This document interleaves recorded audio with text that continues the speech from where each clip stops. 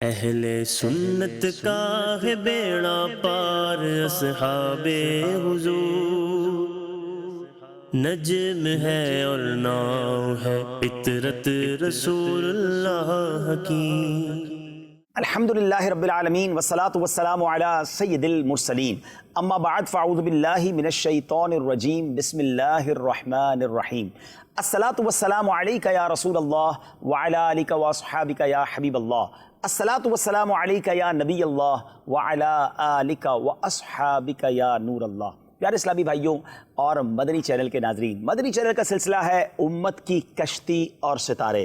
کیا شاندار سلسلہ ہے، کیونکہ شاندار اور بہت ہی عالی شان شخصیات کا ذکر خیر اس سلسلے میں ہم سن رہے ہیں۔ الحمدللہ پہلے 4 سلسلوں میں خلفائے راشدین کے ہم نے تذکرے کو سنا، ان کی سیرت کے بارے میں جانا، پھر 5ویں سلسلے میں خاتون جنت بی بی فاطمہ الزہرا رضی اللہ تعالی عنہا کا ذکر خیر ہوا، اور آج انشاءاللہ امت کی مائیں، جی ہاں امہات المومنین کا ذکر ہوگا۔ وہ مقدس ہستیاں کہ جب بھی ان کا نام سنتے ہیں سر ادب سے جھک جاتا ہے۔ آج ان کے بارے میں کچھ جانیں گے، یقیناً تعداد کچھ زیادہ ہے تو ہم سب کے بارے میں تو ڈیٹیل سے نہیں جانیں گے، مگر پھر بھی انشاءاللہ ازواج مطہرات کے فضائل قرآن و حدیث کی روشنی میں، اور پھر ان کی تعداد اور ان کے اسماء، ان کے نام کیا تھے، اور پھر ان میں سے انشاءاللہ چند عظیم شخصیات کا ذکر خیر ہوگا۔ آج کے سلسلے میں جہاں اسلامی بھائیوں کے لیے بہت سارے مدنی پھول ہیں، وہاں بالخصوص اسلامی بہنوں کو بہت کچھ سیکھنے کو ملے گا۔ تو میری گزارش ہے کہ آج کے پروگرام میں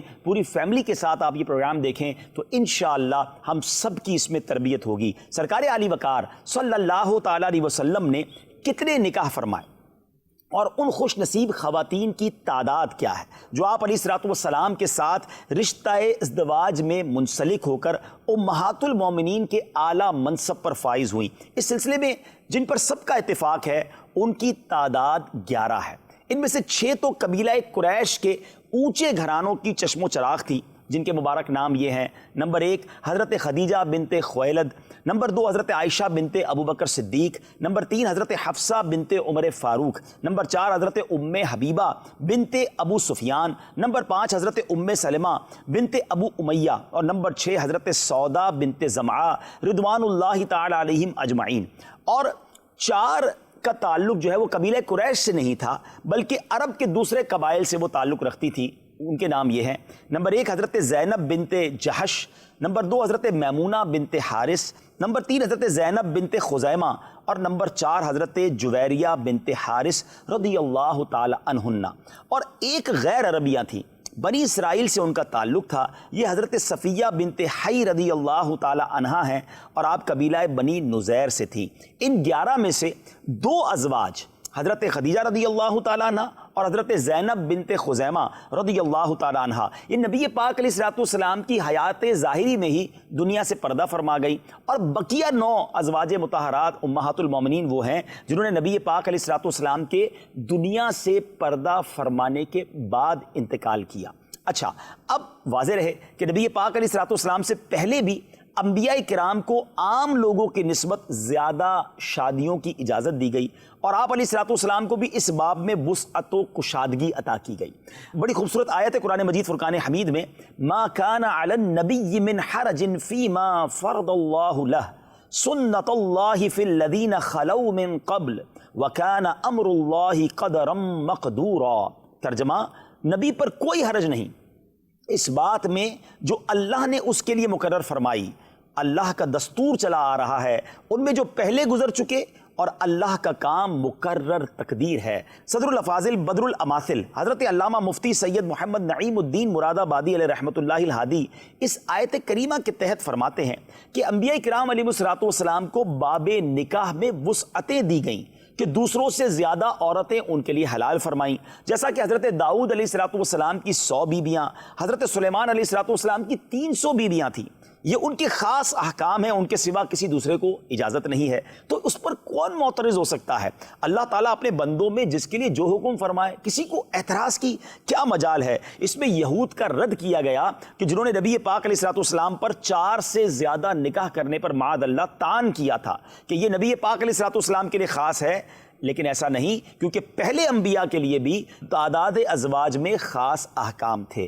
اچھا، نکاح کی حکمتوں پر تو علماء نے اس قدر یوں سمجھے کہ دلائل بیان کیے، باقاعدہ پوری کتابیں ہیں اور پورے ابواب ہیں۔ مختصراً 2-3 باتیں عرض کر دیتا ہوں کہ نبی پاک علیہ السلام نے جو متعدد نکاح فرمائے اور متعدد خواتین کو شرف زوجیت سے نوازا، ان میں سیاسی، قومی اور دینی حوالے سے بہت ساری حکمتیں پائی جاتی تھیں۔ معاذ اللہ کوئی نکاح کسی نفسانی جذبے یا خواہش کی بنا پر نہیں تھا۔ شیخ الحدیث حضرت علامہ عبد المصطفیٰ اعظمی رحمۃ اللہ تعالی علیہ فرماتے ہیں کہ نبی پاک علیہ السلام نے زیادہ تر جن عورتوں سے نکاح فرمایا وہ کسی نہ کسی دینی مصلحت کی بنا پر ہوا۔ کچھ عورتوں کی بے کسی پر رحم فرما کر، کچھ عورتوں کے خاندانی اعزاز و اکرام کو بچانے کے لیے، کچھ عورتوں سے اس بنا پر نکاح فرما لیا کہ وہ رنج و الم کے صدموں سے نڈھال تھیں۔ اللہ اکبر۔ لہٰذا نبی پاک علیہ السلام نے ان کے زخموں پر مرہم رکھنے کے لیے ان کو یہ اعزاز بخشا اور اپنی ازواج مطہرات میں شامل فرما لیا۔ نبی پاک علیہ السلام کا اتنی عورتوں سے نکاح کرنا یقیناً بالکل کسی نفسانی خواہشات کے تحت نہیں تھا۔ سب سے بڑا ثبوت یہ ہے کہ پیارے آقا علیہ السلام کی بیویوں میں حضرت عائشہ صدیقہ رضی اللہ تعالی عنہا کے علاوہ کوئی بھی کنواری نہیں تھی، بلکہ سب عمر دراز اور بیوہ تھی۔ حالانکہ نبی پاک علیہ السلام اگر خواہش فرماتے تو کون سی ایسی کنواری لڑکی تھی جو نبی پاک سے نکاح کی تمنا نہ رکھتی، مگر دربار نبوت کا یہ معاملہ ہے کہ سرکار دو عالم علیہ السلام کا کوئی قول، فعل، کوئی اشارہ بھی ایسا نہیں ہوا جو دنیا اور دین کی بھلائی کے لیے نہ ہو۔ بلکہ آپ ذرا غور کریں ناظرین، 25 برس کی عمر مبارک میں نبی پاک پہلا نکاح فرماتے ہیں۔ یہ فل جوانی کا، بھرتی جوانی کا وقت ہوتا ہے، اور اس وقت بھی نبی پاک نے جن سے نکاح کیا ان کی عمر مبارک 40 سال تھی، اور وہ بھی بیوہ تھیں، حضرت خدیجہ رضی اللہ تعالیٰ عنہ۔ لیکن ان کی شان بہت بلند و بالا ہے، اور جب تک بھی خدیجہ الکبریٰ رضی اللہ تعالیٰ عنہا نبی پاک کے نکاح میں وہ رہی، پیارے آقا نے کوئی نکاح نہیں فرمایا، اور تقریباً یہ 25 سال کی جو ہے وہ رفاقت ہے۔ 50 سال کی عمر میں جب نبی پاک کی عمر مبارک پہنچی تو بی بی خدیجہ الکبریٰ رضی اللہ تعالی عنہا نے دنیا سے پردہ فرمایا۔ اب اس کے بعد دیگر نکاح ہوئے، تو جو بھری جوانی کا وقت تھا وہ تو نبی پاک علیہ السلام نے بی بی خدیجہ الکبریٰ رضی اللہ تعالی عنہا کے ساتھ گزارا۔ تو یہ چند باتیں میں نے عرض کر دی ہیں۔ بہرحال امہات المومنین کی کیا شان ہے، کیسے کیسے فرامین قرآن میں موجود ہیں۔ اللہ کریم قرآن مجید میں ارشاد فرماتا ہے، النبی اولا بالمؤمنین من انفسہم وازواجہ امہاتہم۔ یہ نبی مسلمانوں کا ان کی جان سے زیادہ مالک ہے، اور اس کی بیویاں ان کی مائیں ہیں۔ سبحان اللہ، قرآن جن عظیم ہستیوں کو مومنین کی مائیں قرار دے، ان کا مرتبہ کیا بلند و بالا ہوگا۔ ماشاءاللہ، بہت خوبصورت انداز پر آپ نے طویل گفتگو فرمائی، اور یقیناً ہر ام المؤمنین کا مقام و مرتبہ بہت بلند ہے، لیکن سب کا شاید ہم ذکر بھی نہ کر سکیں۔ بالخصوص ہم چند امہات المؤمنین کا ذکر خیر کریں گے، اور سب سے پہلے ہماری امی حضور سیدہ خدیجہ الکبریٰ رضی اللہ تعالی عنہا، ایسی زبردست پرسنالٹی، پیارے آقا صلی اللہ تعالی علیہ وسلم کے نکاح میں آنا ہی سب سے بڑی فضیلت کی بات تھی، لیکن ان کی جو ذاتی زندگی تھی، یعنی کہ عقد نکاح میں آنے سے پہلے ہی عرب کے اندر آپ کا بڑا نمایاں مقام اور مرتبہ تھا، اور آپ بزنس لیڈی تھی، یعنی کہ پہلے آپ جو ہے وہ مال تجارت بھیجا کرتی تھی۔ حالانکہ آپ کے جو پہلے شوہر تھے ان کا انتقال ہو گیا تھا، لیکن آپ پھر بھی غلاموں کے ذریعے جو ہے وہ قافلے جایا کرتے تھے۔ تو ایک دفعہ آپ رضی اللہ تعالی عنہا نے اپنا مال جو ہے وہ سرکار صلی اللہ تعالی علیہ وسلم کے ساتھ بھیجنے کا ارادہ فرمائے، کیونکہ ظاہر ہے کہ مکے کے اندر پیارے آقا صلی اللہ تعالی علیہ وسلم کی صداقت، امانت، آپ کی شرافت بڑی عام تھی، اور ساتھ اپنا ایک غلام بھی کر دیا جس کا نام میسرہ تھا۔ پیارے آقا صلی اللہ تعالی علیہ وسلم جب مال تجارت لے کے جاتے ہیں، بڑے طویل واقعات ہیں، راستے میں بھی بہت سارے معجزات کا اظہار ہوتا ہے۔ جب آپ واپس تشریف لاتے ہیں تو 2 چیزیں امپورٹنٹ تھیں۔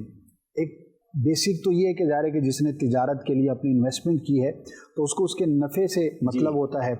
تو پیارے آقا صلی اللہ تعالی علیہ وسلم جس مال تجارت کو لے کے تشریف لے کر گئے تو اللہ کی رحمت سے بہت زیادہ نفع ہوا، یہاں تک کہ دگنا نفع جو ہے وہ ملا، جو کہ پہلے نہیں ملا کرتا تھا۔ تو مالی اعتبار سے بھی بینیفٹ، لیکن جب میسرہ نے آ کر آپ صلی اللہ تعالی علیہ وسلم کے صفات کو، آپ کے اوصاف کو، آپ کی سچائی کو، اور بزنس کرنے کے اندر، تجارت کے اندر جو سچائی ہوتی ہے اس کو بیان کیا تو بی بی خدیجہ رضی اللہ تعالیٰ عنہ کی کیا شان ہے، آپ پہچان گئی کہ یہی وہ پرسنالٹی، حالانکہ آپ کے لیے یعنی آپ کی پرسنالٹی ایسی زبردست تھی کہ عرب کے بڑے بڑے شخصیات اور سردار جو ہے وہ نکاح کے طلبگار تھے، پیغام بھجوایا کرتے تھے لیکن آپ منع کر دیتی تھی. لیکن جب سرکار صلی اللہ تعالی علیہ وسلم کے اوصاف معلوم ہوئے تو بی بی خدیجہ نے کیا سلیکشن کی.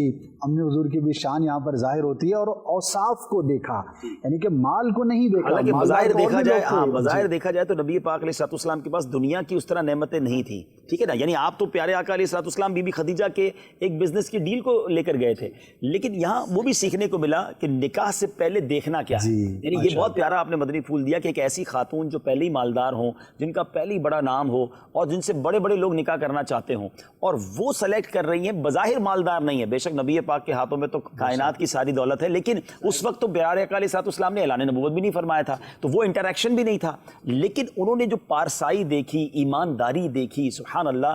تو یہ بھی ہمیں پتہ چلا کہ ہم پہلے بھی سلسلوں میں کہہ چکے ہیں کہ سیرت کو تو سنیں گے لیکن ساتھ ساتھ سیکھتے بھی جائیں نا. تو والدین بھی سن رہے ہوں گے، نوجوان بھی سن رہے ہوں گے کہ جب بھی رشتہ کرنے کی باری آئے تو ہم بعض اوقات 3-4 چیزیں تو دیکھ لیتے ہیں کہ مال کتنا ہے، دکھنے میں کیسا ہے، خاندان کیسا ہے، کوئی بری عادت تو نہیں. اچھا ہمارے نزدیک بری عادتیں وہ بری ہیں جو لوگوں کو بری لگتی ہیں، شرابی نہیں ہے، اچھا جناب وہ کوئی جواری تو نہیں ہے، کوئی خدا نخواستہ نشہ تو نہیں کرتا، لیکن کیا وہ حرام کماتا ہے یہ کون دیکھتا ہے، نماز پڑھتا ہے کہ نہیں پڑھتا.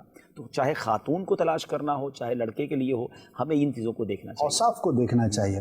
پھر بہرحال نکاح ہوا اور آپ اپنے چچا ابو طالب سیدنا حمزہ رضی اللہ تعالیٰ عنہ صدیق اکبر اور اپنے چند اور ساتھیوں کے ساتھ تشریف لے کر گئے. خطبہ نکاح ہوا، پھر عقد نکاح ہوا، اور پھر وہ جو رفاقت ہے، اللہ اکبر، اور اس میں جو اپنائیت ہے، محبت ہے، اس میں زوجین کے لیے بہت کچھ ہے. اور پھر آپ کی جو پرسنالٹی کے اندر ایک بڑی زبردست 2 چیزیں نظر آتی ہیں. ایک تو جب غار حرا میں پیارے آقا صلی اللہ تعالی علیہ وسلم تشریف لے جاتے تھے، اعلان نبوت سے پہلے بھی اور وحی کے باقاعدہ آنے سے پہلے بھی عبادت کے لیے وہاں پہ خلوت میں تشریف لے جاتے تھے، تو ہماری امی حضور جو ہے وہ کھانا کبھی ساتھ دے دیا کرتی تھیں، کبھی وہاں پر پیش کرنے کے لیے تشریف لے جاتی تھیں. وہ بھی خدمت کا جذبہ غار حرا کو دیکھیں، اور ایک عورت کا اس طرح اوپر جا کر شوہر کی خدمت کرنا، یہ ایک سعادت کی بات ہے. اور پھر جب پیارے آقا صلی اللہ علیہ وسلم پر پہلی وحی نازل ہوئی، اقرا بسم ربک الذی خلق، تو یہ جو چند آیتیں نازل ہوئیں تو پیارے آقا صلی اللہ تعالی علیہ وسلم پر ایک کیفیت طاری تھی. ظاہر ہے کہ وحی کا ایک انداز ہوا کرتا تھا، جب آپ گھر تشریف لائے تو آپ نے آ کر کہا کہ مجھے کمبل اڑا دو، اور کیفیت تھوڑی تبدیل تھی. تو خدیجۃ الکبریٰ رضی اللہ تعالی عنہا نے اس وقت میارے آقا صلی اللہ تعالی وسلم کو جو تسلی دی، ایک تو تسلی دی، اور دوسرا اس تسلی دینے میں جن چیزوں کا، جن صفات کا آپ نے تذکرہ کیا، وہ بھی ہمارے لیے لرننگ ہے. کہ دیکھیے یہ چیزیں بعض اوقات ہم سمجھتے ہیں کہ بڑی معمولی سی ہیں، بڑی معمولی سی نہیں ہیں. یہ ام المؤمنین امام الانبیاء کو اس کیفیت سے باہر آنے کے لیے جو تذکرہ فرما رہی ہیں. کچھ تو بتائیں. آپ تو سچائی سے کام لیتے ہیں، آپ غریبوں کی غم گساری کرتے ہیں، آپ کمزوروں پر شفقت کرتے ہیں، آپ لوگوں کے ساتھ اخلاق، حسن اخلاق کے ساتھ پیش آتے ہیں، آپ جو ہے وہ بیواؤں اور یتیموں کا جو ہے وہ خیال رکھتے ہیں، آپ اللہ کی راہ میں خرچ کرتے ہیں. یعنی کہ یہ چند صفات اور بھی، اور پھر اللہ آپ کے ساتھ خیر فرمائے گا، اللہ تعالیٰ آپ کے ساتھ خیر، یعنی آپ کو اللہ پاک ظاہر نہیں فرمائے گا، آپ پریشانی کا شکار نہ ہوں، آپ کی جو کیفیت ہے اس کو دور کرنے کے لیے. تو یہ وہ صفات ہیں اتنی اعلیٰ ہیں. اور پھر سیرت میں لکھا ہے کہ جب بی بی خدیجہ رضی اللہ تعالی عنہا ہماری امی حضور نے یہ کلمات کہے، تو یہاں پر ایک تو زوجین کا، میاں بیوی کا ایک بہترین رشتے کا انداز کہ اگر شوہر کو کچھ پریشانی ہو تو اپنے گھر والوں سے شیئر کرے. اور اس وقت جو ہے وہ یہاں پہ پریشانی کا لفظ تو نہیں کہیں گے، جنرل بات کر رہا ہوں.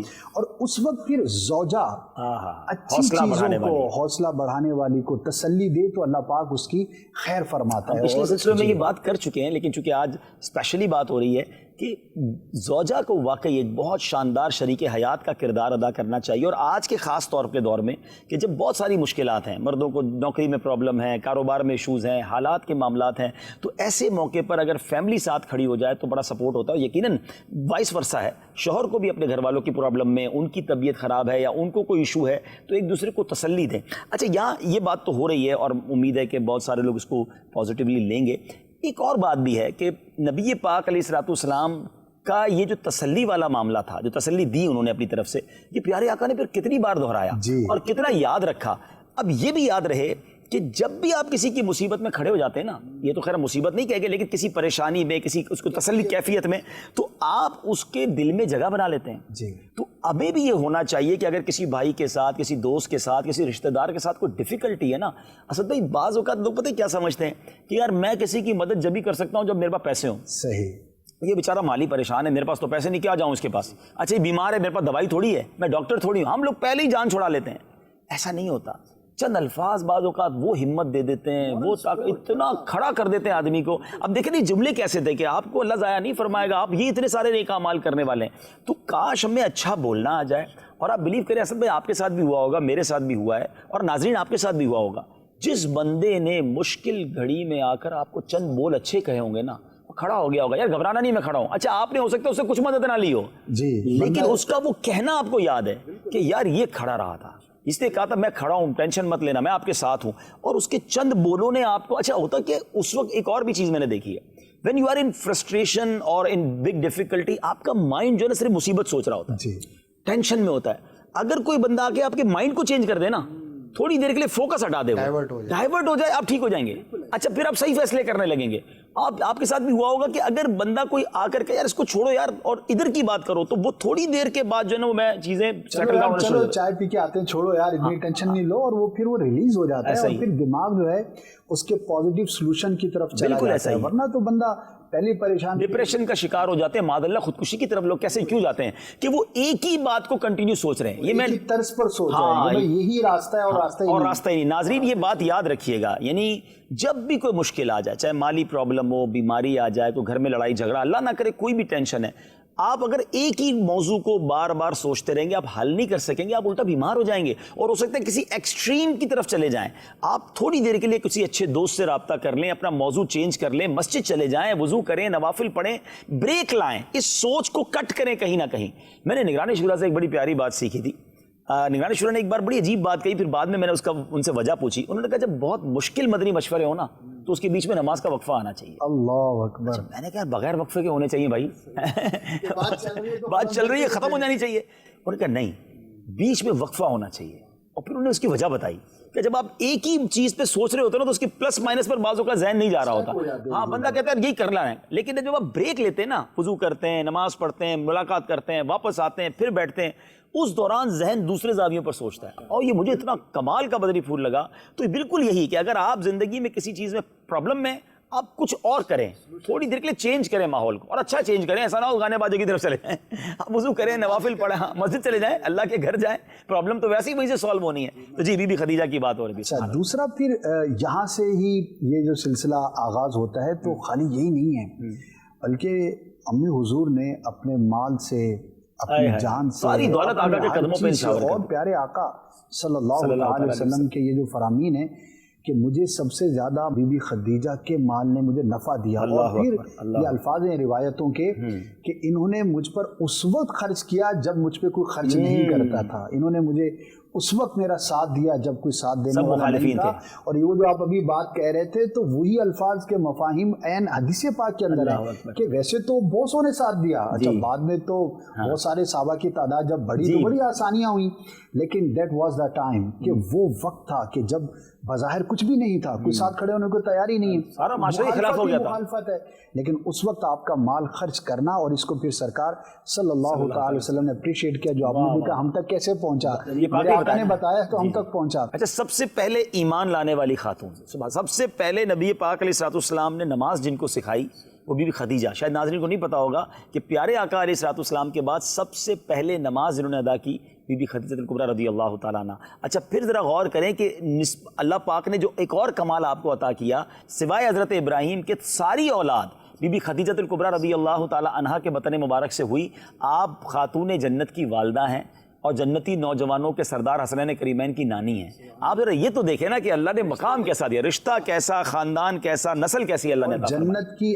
سب سے افضل ترین عورتوں میں میرے آقا صلی اللہ تعالی وسلم نے चंद और ख़वातीन का भी जिक्र है, तो बीबी खदीजा को भी फरमाया कि ये जन्नत की सबसे अफजल तरीन खातून है, यानी कि दुनिया में भी रफ़ाकत और क़यामत के बाद जो है वो जन्नत में भी औरतों की बड़ी सरदार और अफजलियत। ये जो आपने बात कही ना, इस पर एक बड़ी प्यारी हदीस है। नाज़रीन, ईमान ताज़ा हो जाता है जब ये हदीस सुनते हैं कि प्यारे आका अलैहिस्सलाम जो हैं वो एक बार 4 लाइनें खींच कर फरमाया कि तुम जानते हो ये क्या है।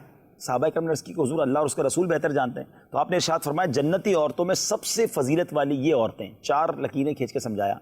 फरमाया एक खदीजा बिनते खुवैलद, एक फ़ातिमा बिनते मोहम्मद सल्लल्लाहु अलैहि वसल्लम बीबी खातून जन्नत, नंबर 3 फ़िरौन की बीवी आसिया, और नंबर 4 मरियम बिनते इमरान, ये हज़रत ईसा अलैहिस्सलाम की वालदा। तो ये कायनात की 4 मुक़द्दस तरीन जो हस्तियाँ हैं औरतों में, ख़वातीन में, तो उसमें भी माशाअल्लाह बीबी खदीजा रज़ियल्लाहु ताला अन्हा का। अच्छा, बीबी खदीजा रज़ियल्लाहु ताला अन्हा वो अजीम हस्ती हैं कि नबी पाक ने उन्हें दुनिया में जन्नती अंगूर खिलाए।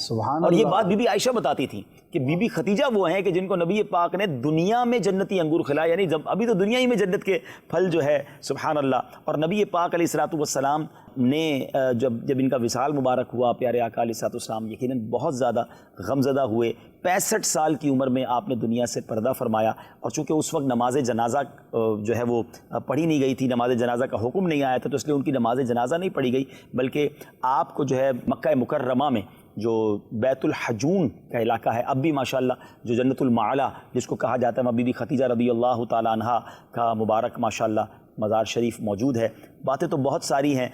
नबी पाक अलैहिस्सलाम की मुबारक ज़ौजा, और फिर उसी साल आपके चचा अबू तालिब का भी विसाल हुआ। तो नबी पाक इस साल बड़े गमज़दा थे और इसको आमुल हुज़न भी कहा गया, यानी गम का साल करार दिया गया कि जब तक ये निकाह में रही मेरे आका ने किसी और से निकाह नहीं फरमाया। 25 साल की रफ़ाकत है माशाअल्लाह, ये भी उनकी शान है। अच्छा, फिर नबी पाक अलैहिस्सलाम बीबी खदीजा रज़ियल्लाहु ताला अन्हा की सहेलियों को जो है वो कुछ तहाइफ भी भिजवाया करते थे उनके विसाल के बाद भी। और ये जो सहाबियात थी यानी दीगर उम्महातुल मोमिनीन देखा करती थी, क्योंकि नबी पाक उनको उनके दुनिया से जाने के बाद भी याद रखते थे। सुभान अल्लाह, सुभान अल्लाह, क्या शानदार रफ़ाकत रही। अल्लाह उनकी तुरबत पर करोड़ों रहमतों की बारिश नाजिल फरमाए। और बीबी खदीजा के सदक़े हमारी माँओं बहनों को भी पर्दे की, इबादत की और अल्लाह की इबादत वाली ज़िंदगी नसीब फरमाए। और फिर बिलखुसूस शादी के बाद भी, बल्कि शादी से पहले भी अपने वालिद और अपने बड़े भाई को सपोर्ट करने वाली, हिम्मत बढ़ाने वाली, और शादी के बाद अपने जो शौहर हैं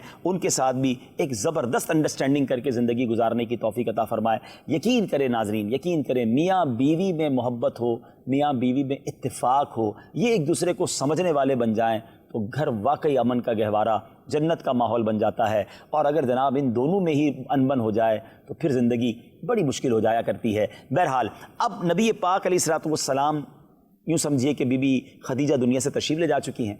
और अब अगला निकाह कैसे हुआ, ये भी बड़ी कमाल की बात है कि हज़रत सौदा रज़ियल्लाहु ताला अन्हा ने ख्वाब देखा कि नबी पाक अलैहिस्सलाम पैदल चलते हुए उनकी तरफ मुतवज्जे हुए, हत्ता कि अपने मुबारक पाए अक़दस हैं, मुबारक पैर मुबारक जो हैं उनकी गर्दन पर रखा और तशरीफ़ ले गए। तो आपने ये ख्वाब अपने शौहर को सुनाया। आपके शौहर का नाम था सकरान बिन अमर।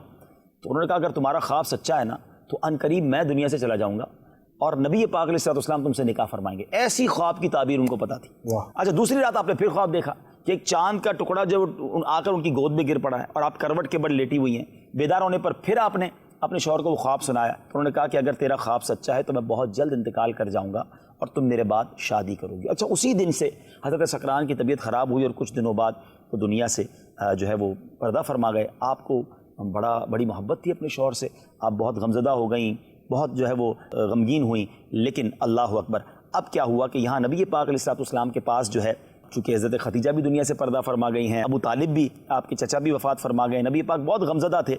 तो अब नबी पाक अलैहिस्सलाम के पास जो है हज़रत उस्मान बिन मदऊन रज़ियल्लाहु तआला की ज़ौजा मोहतरमा हज़रत सैयदना खौला बिनत हकीम रज़ियल्लाहु तआला अन्हा आई और अर्ज़ की कि या रसूलल्लाह, मेरा ख़्याल है कि हज़रत खदीजा के बाद आप अकेले हो गए हैं, तो आपको तन्हाई हो गई है, तो आपको कोई साथी चाहिए।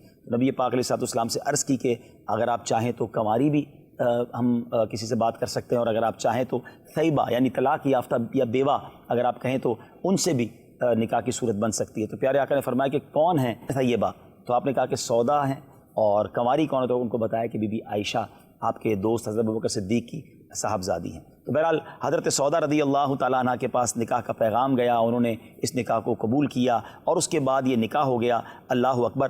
اب جب ان کا نکاح ہوا تو یاد رہے کہ نبی پاک علیہ الصلوۃ والسلام کا حضرت خدیجہ کے بعد جو سب سے پہلا نکاح ہے وہ حضرت سودا سے ہوا, اور یہ اعلان نبوت کے 10ویں سال شوال المکرم کے مہینے میں نکاح ہوا. اچھا, پھر اس کے بعد نبی پاک علیہ الصلوۃ والسلام کے ساتھ 7 یا 8 ماہ یہ رہیں, اور اس وقت تک کوئی اور زوجہ نہیں تھی. اس کے بعد بی بی عائشہ صدیقہ رضی اللہ تعالی عنہا سے نکاح ہوا, اور پھر متعدد نکاح ہوئے.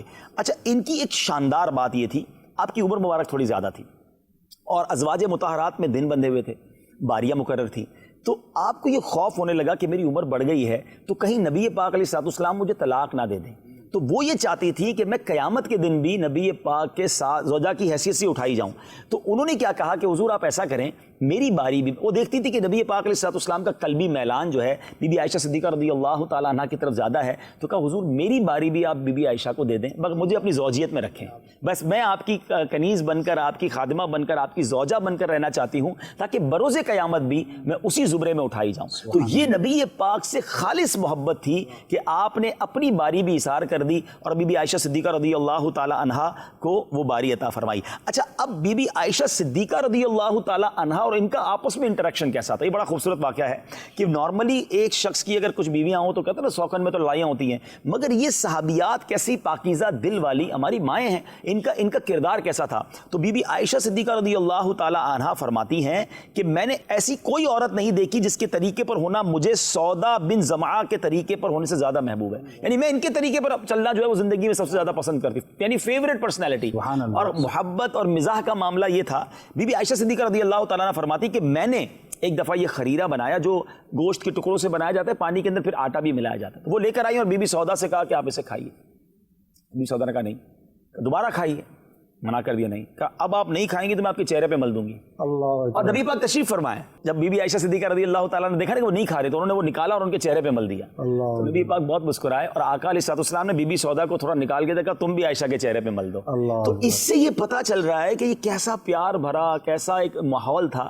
تو یہاں یہ بھی میرا خیال ہے, اسد بھائی مدنی پھول آپ سے لوں گا, کہ گھر کے اندر ماحول سافٹ ہی ہوتا ہے, مزاح بھی ہو لیکن جائز مزاح ہو. اصل میں اس میں آپ نے ماشاءاللہ بڑا پیارا, ایک بہت کچھ ہے اس کے اندر لرننگ کے لیے. ہوتا کیا ہے کہ ہم باہر افسر ہوتے ہیں تو گھر میں بھی افسر ہیں. اچھا, باہر ہم کہیں پر کوئی بزنس مین ہے تو گھر میں بھی وہی سٹائل. گھر میں آپ کی حیثیت تبدیل ہو جاتی ہے, تو جہاں آپ کی حیثیت تبدیل ہونا تو وہاں آپ کا انداز بدل جانا چاہیے.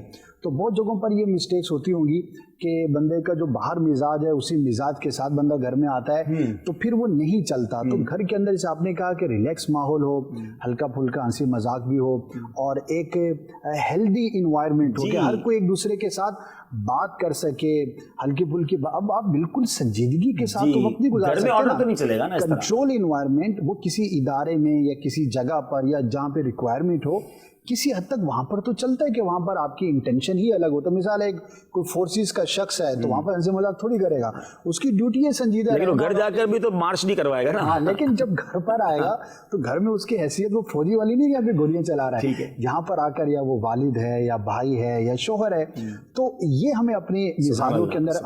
امام الانبیاء صلی اللہ تعالی علیہ وسلم, آپ تو گھر میں بھی نبی ہیں, باہر بھی نبی ہیں, ہر جگہ آپ کی وہ حیثیت تو نہیں تبدیل ہو سکتی نا. لیکن جب آپ اپنے ازواج مطہرات کے ساتھ ہیں تو وہاں پر آپ ایک بہترین شوہر ہونے کی تربیت فرما رہے ہیں. اچھا, یہ واقعات ہمیں پتہ لگے, اچھا یہ تو ان 3 کا معاملہ تھا نا, ہم تک کیسے پہنچا؟ آخر پیارے آقا صلی اللہ علیہ وسلم نے کہیں بیان فرمایا ہوگا, صحابہ کرام نے سنا ہوگا, اور محدثین نے کتابوں میں لکھا. تو کیوں لکھا کہ پیارے آقا صلی اللہ علیہ وسلم کی جو آئلی زندگی ہے, جو گھریلو زندگی ہے, وہ امت تک پہنچے. اور ہم بھی جو کر رہے ہیں اس میں یہ نیت ہے کہ سیرت کے جو یہ پہلو ہیں یہ ہمارے پیش نظر رہیں, تاکہ ہم بھی ایک آئیڈیل پرسنالٹی کے طور پر اپنے گھر میں رہنے کو کوشش کر سکیں. غالباً حضرت عمر رضی اللہ تعالیٰ کا قول ہے کہ بندہ باہر مرد کی طرح رہے مگر گھر میں بچہ بن جائے, یعنی گھر میں ایک ایسا ریلیکسیشن والا ماحول ہو. اب غور کریں کہ اب گھر میں کیا ہیں, گھر میں افسر ہیں, گھر میں انسپیکٹر ہیں, گھر میں جناب مانیٹر ہیں, تو شاید پھر گھر کا ماحول بھی ٹینس والا ہوگا. ریلیکس رہیے, انجوائے کیجئے لائف کو, شرعی تقاضوں کے مطابق اسلامی حدود کے اندر انجوائے کرنے سے منع نہیں کیا, مسکراہٹوں کا تبادلہ بھی ہونا چاہیے. اچھا, حضرت سودا رضی اللہ تعالیٰ عنہ کی سیرت تو بہت کمال کی ہے, مگر ایک اور کمال کی بات جو ہماری بہنوں کے لیے زبردست مدنی پھول ہے کہ آپ نے فرض حج کر لیا تھا. دوبارہ نفلی حج و عمرے کے لیے عرض کی گئی تو فرمایا میں فرض حج کر چکی ہوں، میرے رب عز و جل نے مجھے گھر میں رہنے کا حکم فرمایا ہے، خدا کی قسم اب میرے بجائے میرا جنازہ ہی گھر سے نکلے گا۔ کیا بات۔ راوی کہتے ہیں کہ اللہ کی قسم اس کے بعد زندگی کی آخری سانس تک آپ اپنے گھر سے باہر نہیں نکلیں۔ یہ ان لوگوں کے لیے درس ہے جو کہتے ہیں جناب عورت تو باہر نکلے اور جناب یہ بھی کرے وہ بھی کرے۔ خاتون کی جو حیثیت ہمیں قرآن و حدیث بتا رہی ہے، اور یہ انہی کی پارسائی کے لیے، انہی کی بہتری کے لیے۔ ہاں، اور اگر باہر نکلے تو اس کی بھی پھر کچھ قیود ہیں، اس کی بھی کچھ پالیسیز ہیں، شترے بے مہار نہیں ہیں ہم، اور جو بے پردگی کا بازار گرم ہے، خدا را ہماری اسلامی بہنوں کو سیکھنا چاہیے۔ یہ وہ شخصیات ہیں جن کے فٹ اسٹیپ کو فالو کرنا ہمیں شریعت نے کہا ہے، قرآن نے ان کو ہماری مائیں قرار دیا ہے، اور نبی پاک علیہ الصلوۃ والسلام کی تربیت یافتہ ہیں۔ اب آپ سوچیں یہ نفلی حج کو جانے کو سوچ رہی ہیں تو ادھر روز جو بازار اور گھومنا پھرنا لگایا ہوا، اور اس کے بعد وہاں بھی بے پردگی ہے، اور ونڈو شاپنگ۔ ہاں، غور کریں کہ یہ کیا ہو رہا ہے۔ بہرحال اللہ پاک ہم سب کو عمل کرنے کی توفیق عطا فرمائے۔ اب چلتے ہیں جناب ایک اور عظیم ہستی، اور ان کا ذکر نہ ہو تو شاید امہات المومنین کا ذکر کمپلیٹ نہیں ہوتا، کیونکہ وہ محبوب کائنات صلی اللہ تعالیٰ علیہ وسلم ہیں، نبی پاک علیہ الصلوۃ والسلام کی ایک ایسی زوجہ ہیں، اچھا پھر جن کے ذریعے کتنا دین ہم تک پہنچا۔ بلکہ حدیث پاک میں شاید فرمایا نا کہ تم اپنا 2/3 دین عائشہ سے لو۔ اللہ اکبر۔ یعنی کہ یہ کثرت کو بیان کرنے کے لیے، اور کتنی بڑی بات ہے، یہ وہ ہیں کہ جن سے تم اپنے دین کا ایک بڑا حصہ سیکھ سکتے ہو۔ اچھا، اس کی علماء نے ایک بڑی پیاری جو بات اور وضاحت بیان کی وہ یہ ہے کہ ایک تو ہیں باہر کے معاملات، اب وہ تو صحابہ کرام علیہم رضوان کے سامنے ہوتے تھے۔ اچھا، پیارے آقا صلی اللہ تعالی علیہ وسلم صحابہ کرام کے سامنے کوئی بات ہے، کوئی موقع ہے، کوئی سچویشن ہے، اس کے مطابق احکامات ارشاد فرماتے تھے۔ اب انسان کی ایک زندگی کا بہت بڑا حصہ اپنے گھر کے اندر گزرتا ہے۔ اب جو عورتوں کے مسائل ہیں اور عورتوں کی جو چیزیں ہیں، وہ ظاہر ہے کہ عورت ہی سب سے اچھا بیان کرے گی، اور عورت بھی وہ بیان کرے گی کہ جو رسول اللہ صلی اللہ تعالی علیہ وآلہ وسلم کے ساتھ بہت قرب میں رہے، اور اس کا ذہن، اس کی فراست، اس کا علم بھی بہت زیادہ ہو۔ تو یوں بھی علماء نے فرمایا کہ چونکہ بی بی عائشہ صدیقہ رضی اللہ تعالی عنہا کے ذریعے گھر کی عورتوں کی بہت ساری چیزیں ہم تک پہنچی، تو دین کا ایک بڑا حصہ ان کے ذریعے ہم تک پہنچا۔ اللہ اکبر۔ اور اب تو محدثہ، مفتیہ اور صحابہ کرام علیہم رضوان پیارے آقا صلی اللہ تعالی علیہ وسلم کے وصال ظاہری کے بعد جب کسی مسئلے میں آپس میں پریشان ہوتے یا اختلاف ہوتا، اور رائے طلب کرنے کے لیے بی بی عائشہ کے پاس حاضر ہوا کرتے تھے، اور آپ رضی اللہ تعالی عنہا کثیر احادیث روایت کرنے والوں میں آپ کا شمار ہے، اور ایک روایت کے مطابق 2210 حدیثیں ام المؤمنین سیدہ عائشہ رضی اللہ تعالی عنہا سے مروی ہیں، جن میں سے سینکڑوں متفق علیہ ہیں کہ بخاری مسلم دونوں میں ہیں، کچھ جو ہے صرف بخاری میں، کچھ صرف مسلم میں، اور بقیہ مختلف کتب احادیث کے اندر ہیں۔ تو 2210 حدیثیں یہ بڑے کم صحابہ کرام علیہم رضوان سے مروی ہیں۔ تو یوں اگر ہم دیکھیں تو ہمارے آج جو ہم عمل کرتے ہیں، بہت سارے جو فقہی احکامات ہیں ان کی بنیاد ان احادیث پر ہے جو ام المؤمنین سیدہ عائشہ رضی اللہ تعالی عنہا سے مروی اچھا، ہیں۔ آپ جو ہے چونکہ پیارے آقا علیہ الصلوۃ والسلام کے پردہ فرمانے کے بعد کافی عرصے تک حیات طیبہ رہی آپ کی، تو اس سے صحابہ کرام کو بڑا فائدہ ہوا، کئی مسائل وہ ان سے سیکھتے رہے، نبی پاک کی سیرت کے بارے میں جانتے رہے، اور سبحان اللہ جیسے آپ نے بتایا کہ ایک خاتون ہو کر علم دین کا اتنا بڑا سمندر، تو یہ بھی ہماری ماؤں بہنوں کے لیے درس ہے کہ گھر کے اندر اگر کوئی عالمہ ہو، ماں ہی اگر عالمہ ہو جائے تو آپ سوچیں کہ کتنا زبردست گھر کا ماحول بن جائے گا۔ لیکن نارملی خواتین کو دیکھا گیا ہے کہ وہ بہت سارے علوم سے، خاص طور پہ فرض علوم سے بھی دور رہتی ہیں۔ تو یہاں چلے بی بی عائشہ صدیقہ رضی اللہ تعالی عنہا جو فقیہ ہیں، مفتیہ ہیں، محدثہ ہیں، ان کی اس عمل سے میری بہنیں یہ درس لیں کہ آپ نے بھی علم دین سیکھنا ہے، ایٹ لیسٹ جو چیزیں آپ پر سیکھنا فرض ہیں۔ اور آج کے دور میں تو دعوت اسلامی نے کتنا آسان کر دیا ہے کہ فیضان آن لائن اکیڈمی کے ذریعے آپ گھر بیٹھے کورس کر سکتی ہیں، پھر خواتین کے لیے اسلامی بہنوں کے لیے مدرسے بن گئے، اسلامی بہنوں کے لیے جامعات المدینہ ہیں، پھر اسلامی بہنوں کے اجتماعات ہو رہے ہیں۔ آپ تھوڑا کوشش تو کریں نا، آگے بڑھے تو پھر انشاءاللہ فیضان عائشہ صدیقہ رضی اللہ تعالیٰ عنہا آپ بھی حاصل کریں۔ اچھا، پھر عبادت گزاری بھی کمال کی، آپ کے بارے میں آتا ہے آپ کثرت سے روزے رکھا کرتی، بلا ناغہ تہجد پڑھا کرتی، بلکہ شدید گرمی میں بھی روزے جو ہے وہ رکھا کرتی تھی، اور سخاوت تو سبحان اللہ وہ تو آپ کے در سے ہی سب کو ملی ہے۔ تو آپ جو ہے وہ اپنے پاس یوں سمجھیے مال جمع ہی نہ کرتی، بلکہ خوب جو ہے توکل کر کے غریبوں میں تقسیم کیا کرتی۔ ایک مرتبہ تو ایسا ہوا کہ آپ نے کہیں سے ہزاروں درہم آپ کی بارگاہ میں پیش کیے گئے، آپ نے سارے تقسیم کر دیے، اور آپ جو ہے وہ روزے سے تھی اللہ اور شام کے وقت افطار کے لیے بھی کچھ نہ تھا. اللہ تو کسی نے کہا کہ امی حضور آپ کچھ ایک درہم ہی بچا کر رکھ لیتی. تو آپ نے فرمایا کہ میں تقسیم کرنے میں اتنی منہمک تھی کہ مجھے اپنے روزے اور افطار کی طرف توجہ ہی نہیں رہی, اور ان کے پاس جتنا بھی مال آتا, یہاں تک کہ پیارے آقا صلی اللہ تعالی علیہ وسلم کی چونکہ تربیت تھی تو آپ نے 2 فرمان ارشاد فرمائے تھے, جنت کی بشارت بھی دی تھی, اور فرمایا تھا کہ اس وقت تک کپڑے کو پرانا نہ سمجھو جب تک پیمن نہ لگا لو, اور آج کا کھانا کل کے لیے بچا کے نہ رکھنا. تو راوی کہتے ہیں کہ سیدہ عائشہ رضی اللہ تعالی عنہا اس پر اتنی زبردست کاربند تھی کہ جب تک حیات ظاہری میں رہی دنیا میں کبھی آپ نے کھانا جو ہے وہ غلہ جو ہے وہ کل کے لیے بچا کے نہیں رکھا. جو آتا جتنا کھانا ہوتا استعمال ہوتا بقیہ جو ہے وہ رائے خدا میں صدقہ کر دیا جاتا تھا, اور آپ کے کپڑوں میں پیون لگے ہوئے دیکھے گئے. یعنی کہ کیا شان ہے ان کی, کتنا بڑا مقام اور مرتبہ ہے. اچھا, یہ نبی پاک علیہ الصلوۃ والسلام کا جو آپ سے رشتہ اتنا کلوز اور اتنا پیار تھا کہ پیارے آقا علیہ الصلوۃ والسلام سے ایک بار یہ سوال ہوا کہ اس کائنات میں آپ کے لیے سب سے پسندیدہ شخصیت کون سی ہے؟ تو آپ نے فرمایا عائشہ. اب یہ آپ سوچیں نا کہ یہ پہلا لفظ نبی پاک کی زبان سے نکلنا کہ سب سے محبوب ہستی. اچھا, پھر پوچھا گیا ان کے بعد یہ پوچھا گیا مردوں میں, تو کہا ان کے والد ابوبکر صدیق. یعنی یہ کیسی ہستی ہے اور یہ کیسا گھرانہ ہے جو نبی پاک کا کتنا محبوب گھرانہ ہے. اور سبحان اللہ, میں چند سلسلے کا وقت اختتام پذیر ہے, تو بی بی عائشہ صدیقہ رضی اللہ تعالیٰ عنہ ناظرین وہ عظیم ہستی ہیں کہ جن پر بہت دیر تک کلام کیا جائے مگر بات پوری نہ ہو. تو چند ہائی لائٹس آپ کی زندگی کی, چند خاص فضائل جو علماء نے لکھے کہ آپ رضی اللہ تعالی عنہا رسول پاک صلی اللہ تعالی علیہ وسلم کی سب سے محبوب زوجہ ہیں. آپ رضی اللہ تعالی عنہ کی پاک دامنی کی گواہی خود رب کریم عز و جل نے دی, اور اس برات میں اس نے 18 آیتیں نازل فرمائیں. یعنی صبح قیامت تک جو تلاوت قرآن کریں گے وہ بی بی عائشہ رضی اللہ تعالی عنہ کی شان گویا قرآن میں پڑھتے رہیں گے. رسول خدا احمد مجتبیٰ صلی اللہ تعالی علیہ وسلم نے آپ کے سوا کسی اور کماری عورت سے نکاح نہیں فرمایا. پیارے آقا علیہ الصلوۃ والسلام کی حیات طیبہ کے آخری لمحات میں فرشتوں اور آپ کے سوا نبی پاک علیہ الصلوۃ والسلام کے پاس کوئی اور نہ تھا. شہنشاہ ابرار علیہ الصلوۃ والسلام نے آپ کے حجرہ مبارک میں ہی دنیا سے ظاہری پردہ فرمایا. آپ رضی اللہ تعالی عنہا کا گھر ہے جو آپ کا حجرہ ہے وہ روضہ شریف بنا. سبحان اللہ.